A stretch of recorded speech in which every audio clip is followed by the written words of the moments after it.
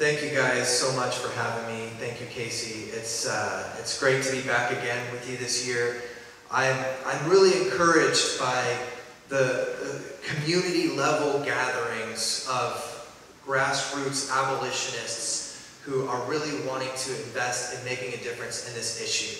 Because to steer, to steer the ship of human trafficking around, turn this thing around, that's what it's going to take, is grassroots communities like yourselves who band together to lock arms and to commit to make a difference. And so I see you guys as a solution, the solution to the long-term solution to this crisis of this injustice. So I'm thankful for what you guys are doing here, and by hosting these conferences as a way for us to elevate the conversation around this subject matter and let it spread out to the churches and throughout the community. So thanks once again for having me. I'm going to try and frame up a few things for you tonight. The title around sexual exploitation is a good target board. I'm not sure where on that target board I'm going to land, so just kind of hang with me as I try to frame some of this up. So what we all care about, the reason why we're here, is because our hearts are broken about the abuse, the systematized sexual violation, exploitation, and violent abuse of predominantly women and children and even young boys in our world today, right? Does that pretty much account for most of us? I hope nobody's here because they want to learn about how to do trafficking. Like, we're all here because we're anti-trafficking, right? Our hearts were broken at some point along the way, somehow. Like, I remember the first time that this issue became just so real and palpable for me, because I had heard stories and my heart was broken, and maybe for you, you're even remembering back to the first time you heard about this. It really is mind-blowing. You just can't imagine that there would be millions of people in our world being swept into a system of modern-day slavery and to be used as sex slaves. It's unthinkable. Doing an outreach in a village where children were being sold for sex called Swipeock. And we're there and we're teaching the kids, we're teaching them songs. Now, so we have a couple of worship leaders with us, and they're up in front playing the guitar and literally teaching them like Father Abraham and those kind of things. And we're in a room and it's packed with kids. But our host tells us, some of these kids right here, in fact a lot of them are actually currently being trafficked. And the way it works there is that John will come into town, or the way it used to work, and still does to some degree. But John would come into town and then a pimp would coordinate with the parent or whoever to get the kid out. And so they didn't even need to keep them at the brothel all day. It's just a whole network in this village. So it was really bizarre because we're singing songs like, what's that one song? It's something like, I got a river of life flowing out of me, makes lame to walk. Wait, how's it go? Opens prison's doors, sets the captives free. Okay, well, I'm trying to avoid singing right now. So thanks for helping me out there. But we're literally singing the kids that song. Jesus, the one who opens the prison doors and sets the captives free. They're learning the song. A pimp shows up and he's mad that we have the kids because he needs to get one out to go get John. To go be with John. I mean, it's stuff that it's just mind-blowing. And we got back from that trip, and we have a contact and a friend there named Don Brewster who's operating an organization that works in Swipeock. And we reached out to him and we said, hey, we're putting together this awareness center, and do you have any artifacts that you can send us to help tell the story of trafficking in Cambodia? And he said, well, yeah, I have, we just did a raid this past week. And he said, we had to recover a pair of the pajamas on the girl as evidence. And he said, but we can send it to you. He said, there's just one problem. It's still stained from the blood of her abuse. This girl is 7 years old. And so he sends the package in the mail in Cambodia time. It comes some weeks later. And so I remember getting home from work one day, and my wife's in the kitchen, and she said, "Hey babe, you got a package in the mail today. I'm not sure what it is. It looks like some dirty pajamas or something." So I opened the package up, and at this point I'm not even connecting anything, and I pull it out, and they're this big. It's like Asian style pajamas for a 7-year-old girl. The pants are this big. And on the front they're just stained with blood. And I looked at my wife and said, "Babe, these aren't dirty pajamas. And I told her, what they were.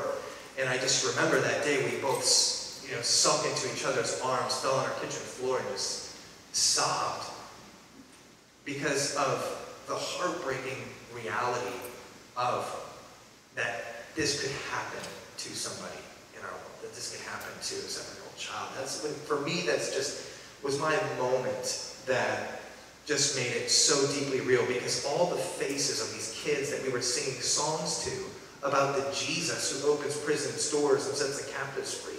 It was these girls. It was like their pajamas. And I'm just doing the math on this, and we were just so struck and undone and overwhelmed by that. And, so for us, that was a really meaningful and galvanizing point for us in our journey that catapulted us into this with even a deeper resolve. And, that's why you're here on a Friday night. There are so many things that you guys can be doing, but at some level, this injustice has become real to you. It's become palpable for you, and you want to fight it, and you want to make a change and bring an end to this. So in that spirit, I just want to share a few thoughts with you guys about how I feel that we can make a difference in this and what we need to do. So I'm going to summarize a couple of the points that I may have made last year, although I don't completely remember. And then I want to dig deep into the root system. Like, how do we literally uproot this? Okay, so the way, just to give you a big picture understanding of the landscape of anti-trafficking in the world right now. The battle being waged right now is really concerning how you're going to, and when I'm talking specifically about sex trafficking, it is really how are you going to define and how are you going to legislate concerning the commercial sex industry, prostitution. That's really the core issue there. And so if you can just imagine this empty box in your mind's eye. And inside of this box, you have a definition of prostitution. What is that? What is that definition? And the reason why that's important is because nations are making decisions about how they are going to legislate concerning this massive industry, this massive multi-billion-dollar industry, according to this definition. And so Sweden does 30 years of research, and they learned that through their 30 years of research of talking to people inside the sex industry, they build the conviction, the understanding, the conclusion that prostitution, not just sex trafficking, the larger commercial sex industry of which people are trafficked into, the whole system is sick. The whole system is a system of gender inequality and violence and exploitation and sexual abuse. And so just to kind of give a little bit of an explainer and a qualifier for some of their convictions. They say, okay, here's how we're understanding this as a form of sexual abuse. Two people walk into a room. The guy who's buying the sex and the girl who's being sold for sex, or the girl who's selling the sex.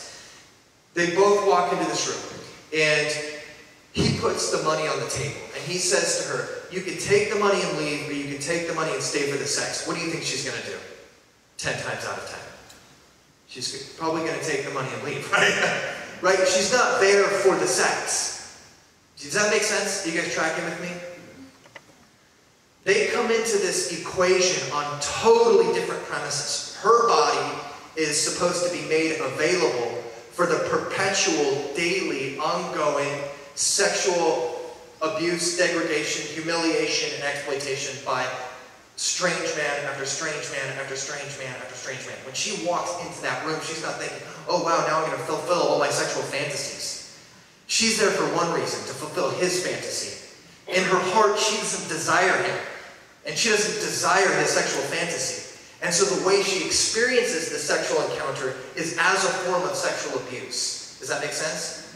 Okay, and so that's why women in the sex industry, regardless of how they got there, all are experiencing the same levels of PTSD, trauma, anxiety as survivors of state-sponsored torture. So Sweden, though, in their 30 years of research, they identify this and they build this conclusion and they say this fundamentally is a form of sexual abuse. Okay, so that's their conviction. So they build then this legislation around this definition that sees it as a form of gender inequality and sees it as a form of sexual abuse and violence against women. And they say, okay, here's what we're going to do. We're going to build a piece of legislation to keep the men accountable. We're going to place the criminal culpability on the men, the ones who are buying the women, the ones who are purchasing the sex. And so for them to buy a woman in prostitution is like a felony level offense in Sweden. And then it's also, they make it illegal to pimp or to traffic. All that is illegal as well. To the women, they say, we're going to offer programs and services. So this is how this whole thing plays out in Sweden, and it has eradicated sex trafficking in their country. The statistics are astounding to see how it's utterly transformed the nation of Sweden. And my point isn't to fully develop this example, but just to use this as one country who I believe is a beacon of hope, who has done it right, who shows us the power of developing a clear understanding and a true understanding of prostitution. Okay, see it up here. Now, go over to the Netherlands, or Germany, or New Zealand, where they have fully decriminalized and legalized prostitution. How did that happen? They don't have the same definition. Remember the invisible box? So what's the definition, the working definition in the Netherlands and in Germany? And they say, no, this is not a form of gender inequality, violence, and sexual abuse. This is a form of women's empowerment. This is sexually liberating, and this is a human right. Okay, so then they pass the legislation that allows for brothel keeping, pimping, to buy women for sex. And it opens the floodgates for trafficking in these countries, irrespective of all the other harms that are done to women who exist in prostitution for any number of reasons, all of which are exploitation of their vulnerability at some level or another.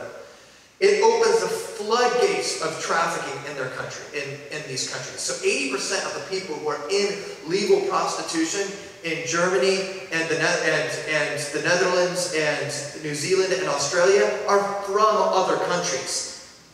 So what they do is they establish it, they put up their sale, they say, we're going to have legal prostitution, we're going to have women in windows, and we're going to have them out on the streets, and we're going to have them in brothels, and it puts out a welcome mat, and it says to the men, you just go and use them at your will. And what this whole system does, this legal system, is it becomes a vortex to pull in the most marginalized, vulnerable, defenseless women from around the world. That's why 80% of the women it's not because the girl in Brazil thinks to herself, oh, I've always wanted to have an exotic vacation in the Netherlands, in Amsterdam. No, it's the system itself is pulling the marginalized populations of girls and women from around the world into these contexts, and so they're rife with trafficking. So Sabrina Valise, she's in the system in New Zealand before decriminalization happened, before legalization happened. She was in prostitution. She was an advocate for decriminalization, and because the sex work lobby sold her the lies that they're trying to sell our whole society right now, that this is empowering, this will be so great, it'll be all regulated, and they sold her all these things. Okay, so she buys into it. She becomes an advocate for it. They pass it. They legalize it. Then she's in prostitution. She sees the dramatic, devastating impact of it. It makes the situation far worse, far more trafficking. She comes out, and now she's an abolitionist fighting on the other side against legalization. But I want to say all that, if you haven't tracked with anything that I've said at this point, that's okay. I'm just saying all that as context to say this.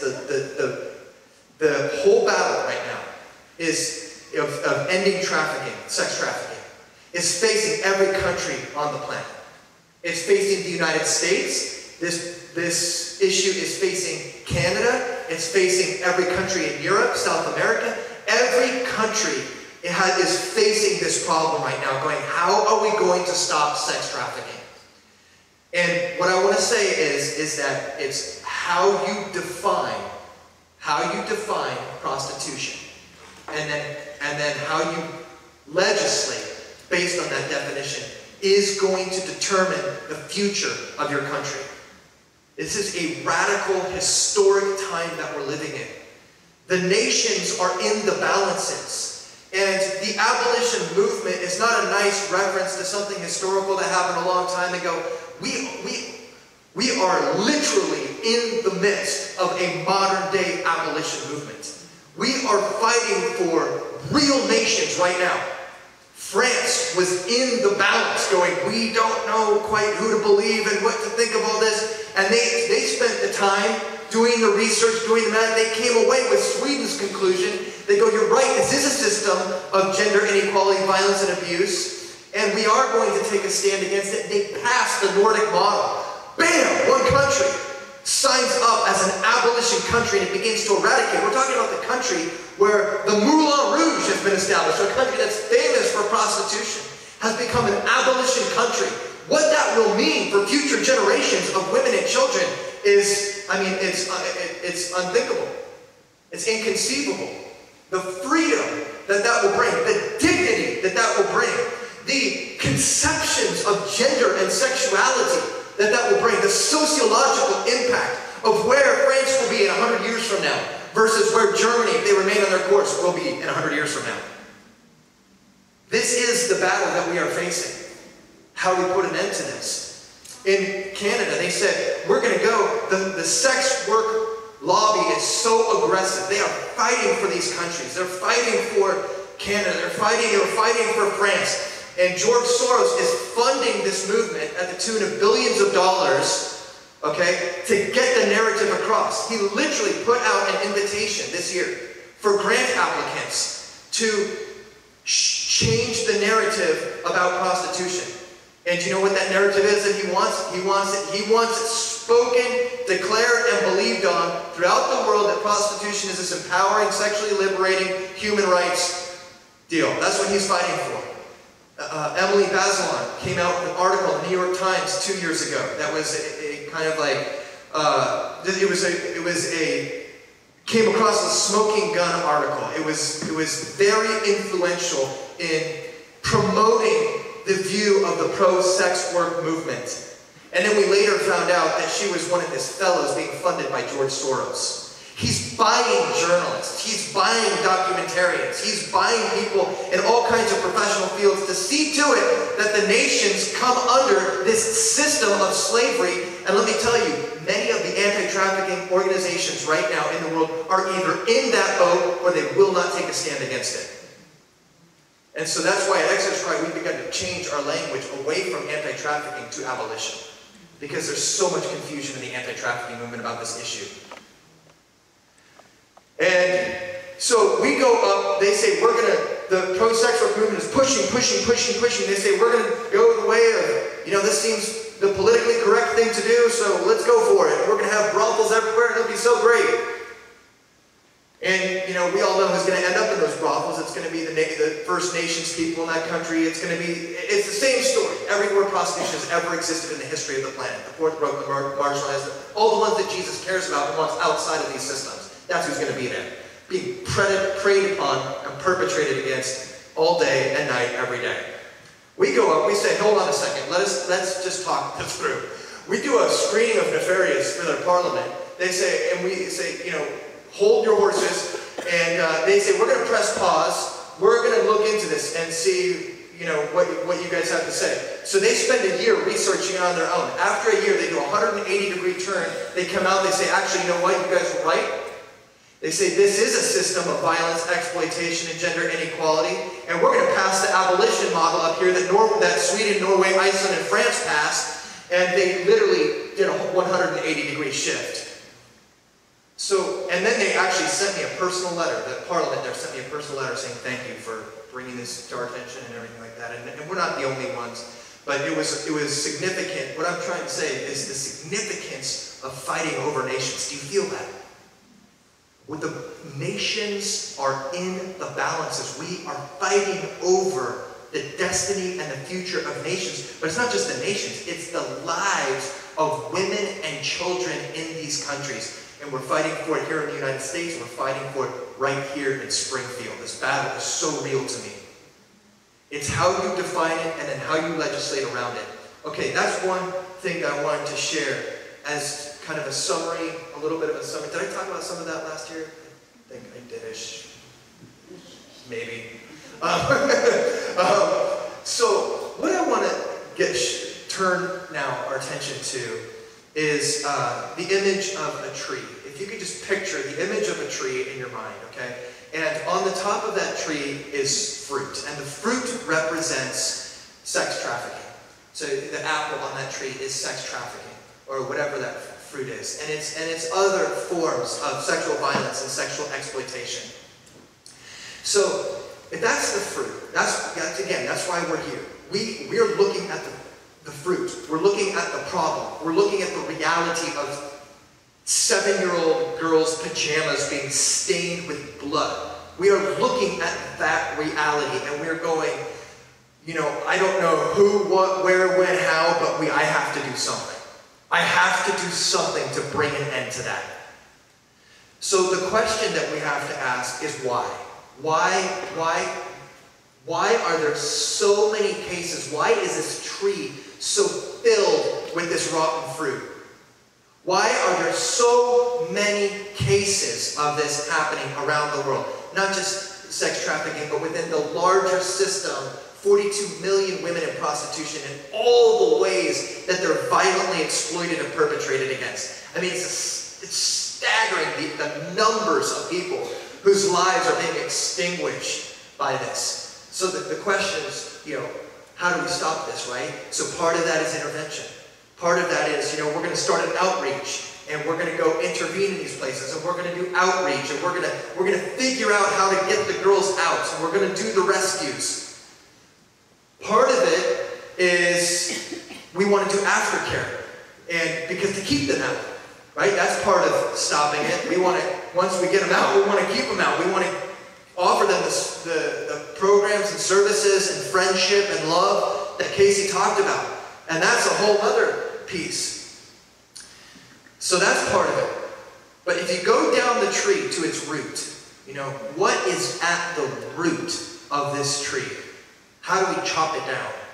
At the root of this tree is the thing that many of us don't want to talk about in our world today because it's considered politically incorrect, is the issue of demand. Okay? Sex trafficking would end today if men stopped buying women and children for sex. It's really that simple. As complicated as we want to make this whole issue out to be, it's really not that complicated at the end of the day. If men stopped buying women and children for sex, the whole thing would implode. The whole commercial sex industry would implode, and we would see the largest exodus of human beings from systematic oppression that the world has ever seen before. So that is where part of our focus has to be. A huge part of our focus as an anti-trafficking movement, as an abolition movement, has to be on this issue of male demand. And I started asking the question after traveling the world, making these documentaries, and seeing men lining up to purchase these women in so many places around the world. I started to ask this question: what kind of society is producing so many men willing to buy a woman or child for sex? We have to see this as not simply a bad apple syndrome, but as a phenomenon that is happening in our culture. Because it's only then that we understand that this is a phenomenon and not a bad apple syndrome, that we can truly begin to get to the bottom of what in the world is happening in our culture, in our society, in our planet today, where so many men are being raised up as users of women, as Johns and consumers of women. In Germany, there are 1.5 million purchases of sex per day. In Spain, there are 1.5 million purchases of sex per day. In Israel, 1 million purchases of sex per day. In Brazil, 70% of men use women in prostitution, pay for women, buy women in prostitution. In 70% in Cambodia. The numbers in places where research and studies have been done and statistics have been retrieved is just astounding. It's astounding. This is a cultural phenomenon. And so that forces us then to look at the facilitating culture. So if you just have this, again, this image in your mind's eye of a tree, and you go down the trunk and you go to the root and we see, okay, it's male demand. But what is the soil that's cultivating that demand?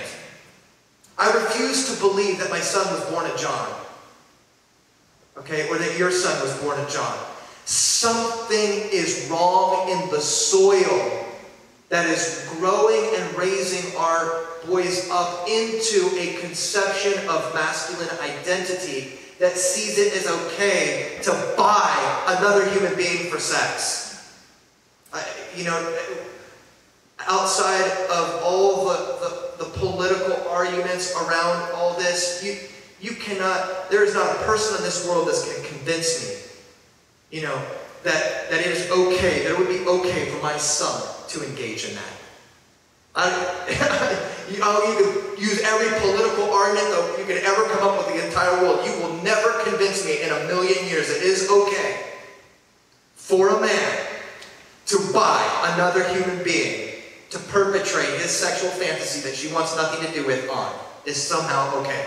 It is not okay. And yet we live in a culture where this is the danger that we face. So what's happening in the culture? What's happening in the soil that is incubating and cultivating this root system to grow up into this larger system of trafficking and exploitation? Can we talk about that for a few minutes? You guys good? Can we go there for a few more minutes? All right. All right, I want to talk about the culture and the idea of a facilitating culture.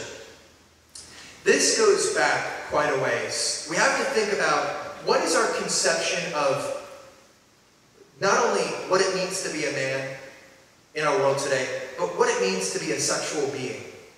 And what does it mean to be a woman? These are big questions that we are asking right now in our world, and that we have to ask, and we should be asking. If we want to get to the bottom of this crisis and this massive injustice, we have to begin to wrestle with these bigger questions if we are going to raise the level of consciousness in our humanity. And if we are going to evolve past this place of using women in these exploitative manners. What does it mean to be a man? What does it mean to be a woman? What does it mean to be a sexual being? Now, there are all kinds of places and ways that we could start into this, and honestly, I don't even know where to start because it's a very big conversation. So I'm just going to go back a little bit to the time of the Enlightenment. So just a few hundred years. During the time of the Enlightenment, it's really when skepticism concerning the spiritual realm became popular in the mainstream of society. Plato, in a Hebraic mindset, spiritual and natural realities are integrated. But in the time of Plato, he postulated something that's referred to as Platonic dualism, this idea that there's a separation between the spiritual realm and the physical realm. Well, in the Enlightenment period, the French philosophers built on this idea. And what they did is they began to cast doubt on the spiritual realm. Instead of seeing it as an integrated part of our reality, or just seeing it as a kind of a dual feature of our world, where there's a spiritual and a physical, they said, we're going to dismiss the spiritual side of this. And they cast doubt on it. They said, it's like Descartes' famous mantra, I think, therefore I am. Okay, this idea that everything that we can truly know is all of that which we can see around us. And that formed the seedbed for naturalism to grow out of, the ideological worldview that tries to explain our existence and the universe apart from any supernatural spiritual means. Okay, and then so Isaac Newton came along shortly after him, and he explained the mathematical underpinnings of the universe, and he gave it a little bit more credibility. And then Darwin came on, and Darwin, through his Origin of Species and the theory of evolution, began to lend more credibility to this idea of naturalism. And then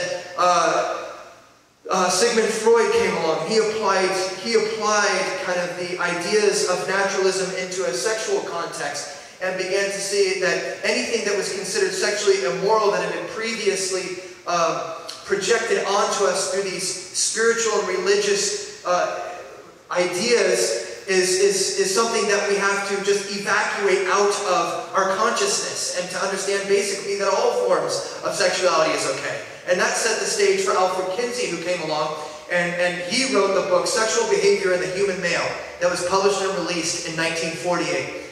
And that book is considered one of the most influential books of the 20th century. And in Sexual Behavior of the Human Male is really where he was kind of like the last nail in the coffin of a traditional notion of sexuality, and where he took the sort of the logical outcome of a naturalistic worldview and gave it visibility through this book that was it was the use of pseudoscience to construct a view of sexuality that normalized things like adultery, and normalized things like using women in prostitution, and normalized things like homosexuality. And so he normalized all these deviant aspects of sexuality by using pseudoscientific methods and research to construct these ideas. Well, the book, then, society got a hold of it, and they go, wait a minute, everybody's committing adultery and using women in prostitution and da-da-da-da-da, what have I been missing out on? And so, a short time later, we see the sexual revolution happen. And Alfred Kinsey is considered the father of the sexual revolution. Okay, and so there's this trajectory, this development of this ideological worldview called naturalism that rejects the notion of any kind of form of higher accountability, spiritual realm, anything like that. Then Darwin basically says, human or sexuality is kind of at the apex of the evolutionary order, because that's what keeps the species perpetuating. And so, at the end of the day, if we're all just monkeys, why not copulate like it? Those were the ideas that were inherent to naturalism that Alfred Kinsey built upon and that he released through this book, and that paved the way and opened the floodgates for the sexual revolution of the 1960s, when a whole generation cast off restraint and dove headlong into sexual immorality. And, it was all under the guise of love and free love and human progress and everything like that. But at the end of the day, it was the elevation of casual sex as a kind of normal part of our human existence. And what they did is they totally desacralized and devalued sex. So regardless of, different expressions of sex throughout history and different cultures, there's one thing that's been sort of common in all societies throughout history, is that we at least had like a core value. We understood the value at some level of human sexuality. We understood that at some level. And it was like during the time of the sexual revolution, it was like the genie got let out the bottle. And the whole world just suddenly said, you know what, this has no more meaning and value, and just have sex with whoever you want, as much as you want, and everything like that. Now, around that same time, I believe that there's something spiritual happening as well. That's just a little bit of the historical and ideological backdrop for how sex has become meaningless in our society today. And I'll talk about that more in just a minute. So, In the Bible, it's prophesied that in the last days, that there would come a movement of Babylon. And Babylon is a physical city, but it's also a spiritual reality. And it is something that we've seen different expressions and manifestations of throughout history. In many ways, the Bible is the tale of two cities. The tale of Jerusalem and the tale of Babylon. Jerusalem representing and embodying the city of God, the promises of God, the people of God, the future of God's people. And Babylon representing the fallen ones and the city of Satan's dominion and values and everything like that on the other side. And what the Bible says is that, and so this movement Babylon that we've seen at different times throughout history and spoken about at different times throughout the Bible, this movement Babylon at its core is about two fundamental things: spiritual deception and sexual seduction at its core.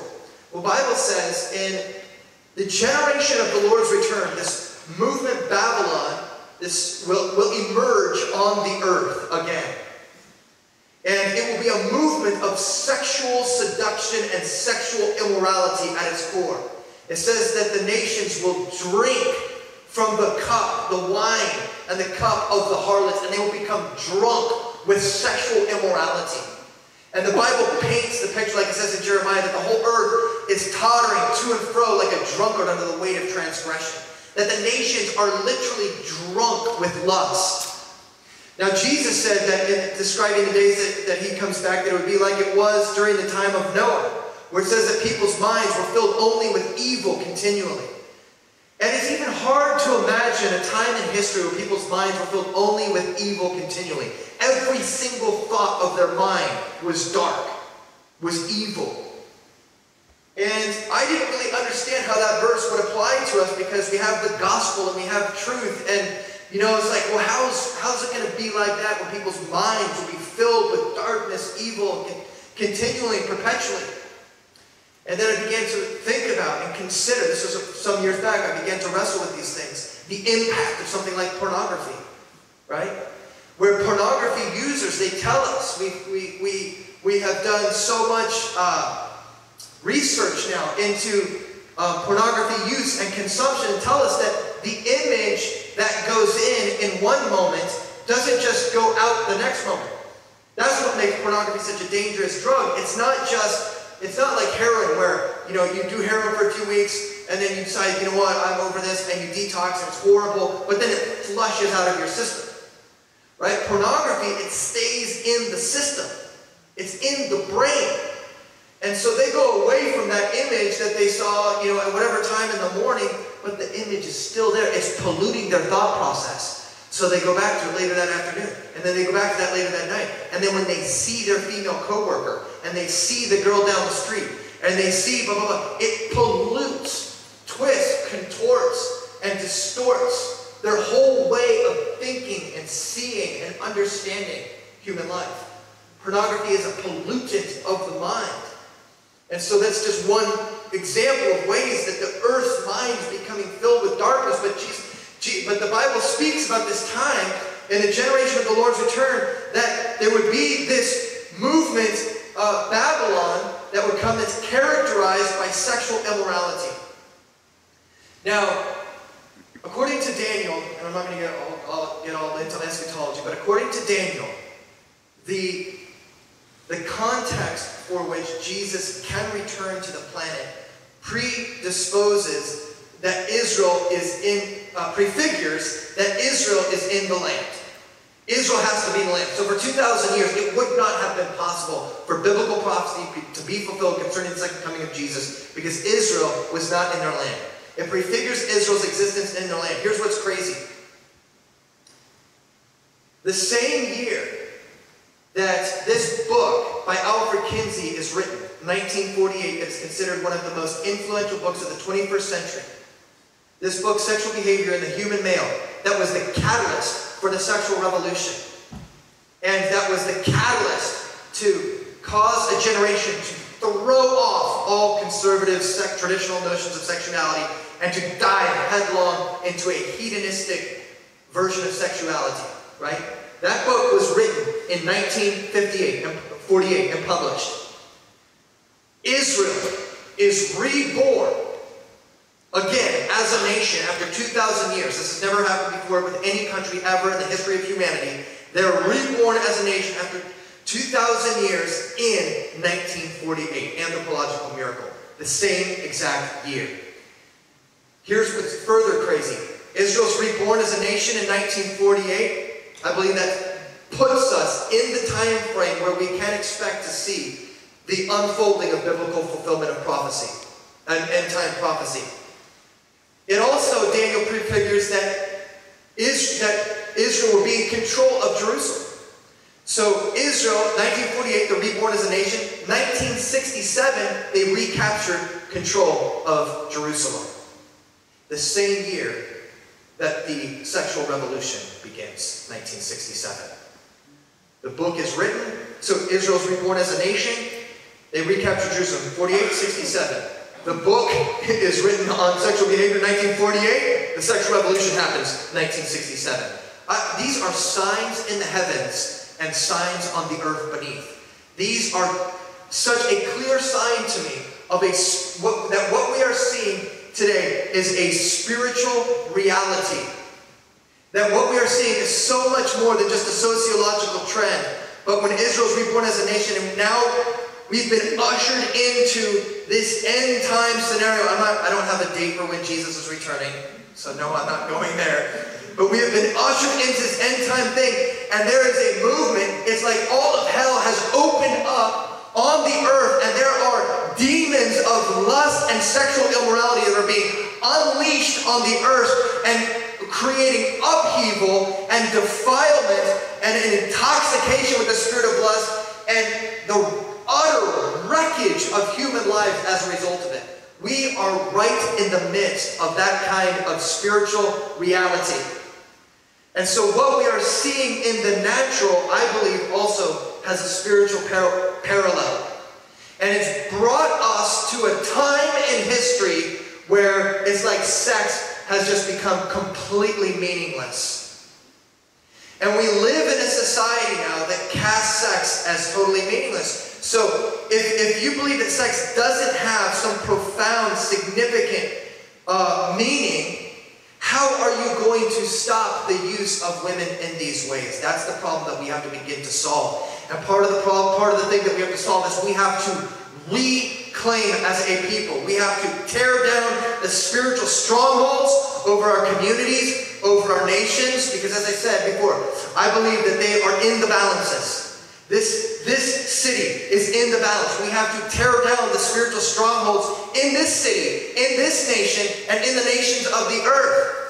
They're in the balances. We have to tear those down, and we have to reclaim our sexual sacredness. We have to reclaim the sacredness of human sexuality.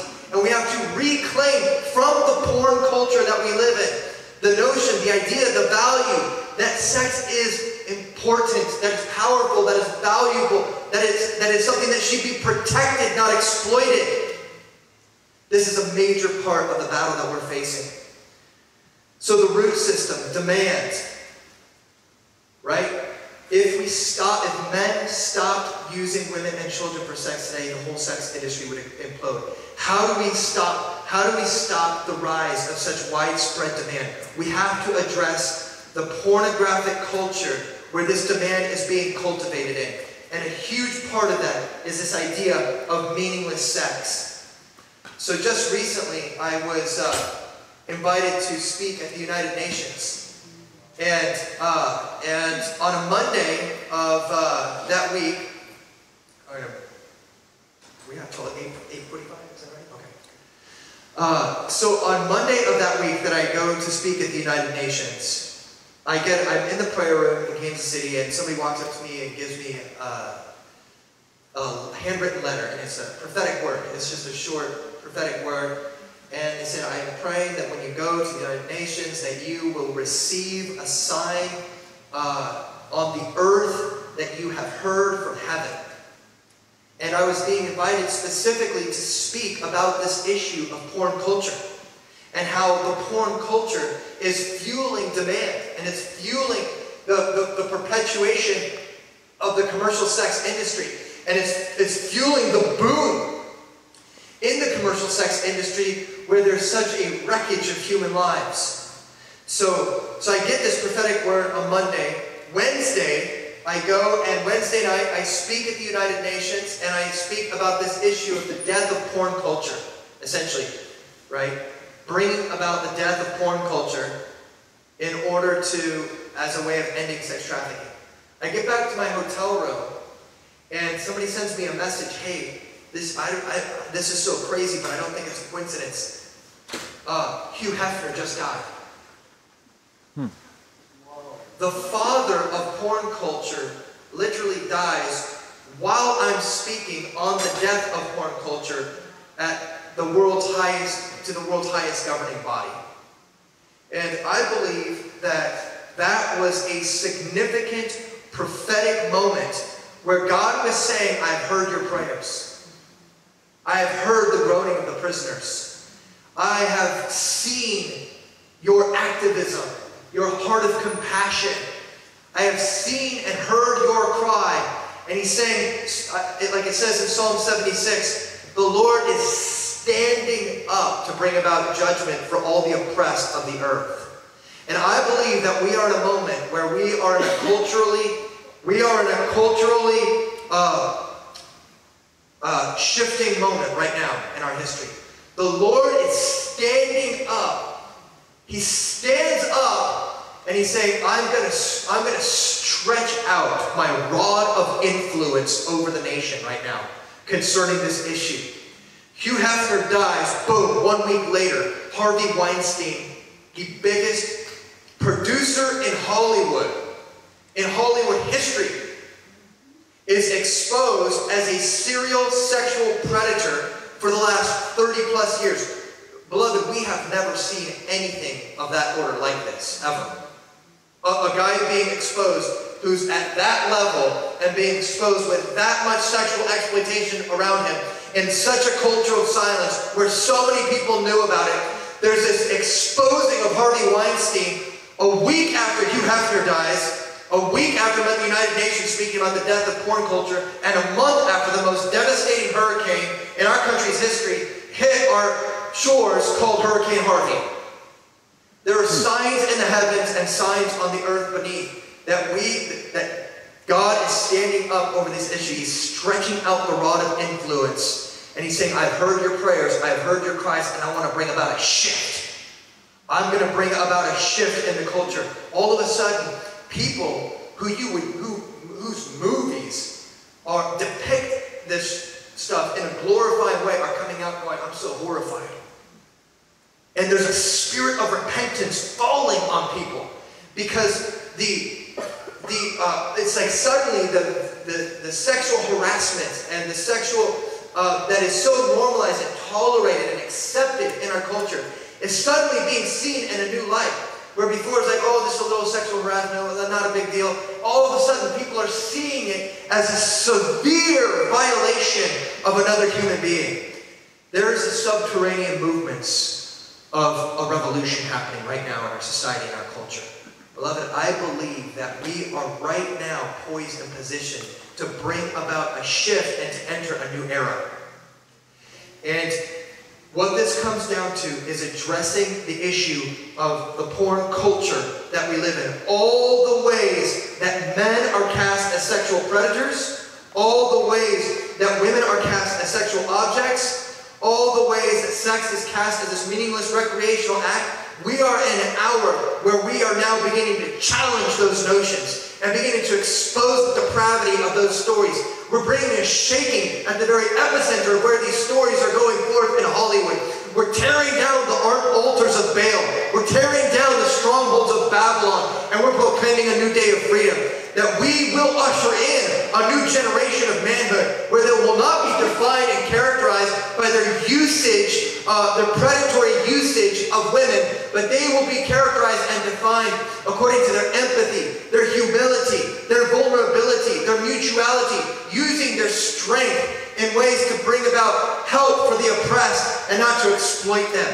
We are living in a generation where we can call forth right now, after all these years, all the damage